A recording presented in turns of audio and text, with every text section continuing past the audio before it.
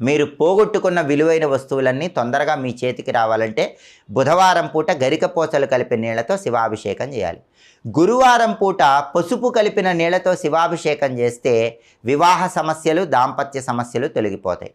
గురువారం పూట అరటి పండ్ల గుజ్జుతో శివాభిషేకం చేయాలి. దానివల్ల చేతి వరకు వచ్చి జారిపోతున్న పనుల్లో విజయం అనేది తొందరగా లభిస్తుంది. శుక్రవారం పూట కస్తూరి అని ఉంటుంది. ఆ కస్తూరి నీళ్ళల్లో వేసి శివాభిషేకం చేస్తే చక్రవర్తిత్వం కలుగుతుంది. అంటే బ్రహ్మాండమైన పదవులు, ప్రమోషన్లు, అధికార హోదాలు రావాలంటే కస్తూరి జలాలతో శుక్రవారం శివాభిషేకం చేయాలి.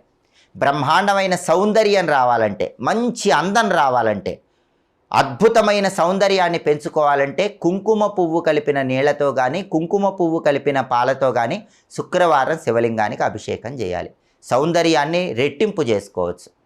అలాగే శనివారం పూట నల్ల నువ్వులు కలిపిన నీళ్లతో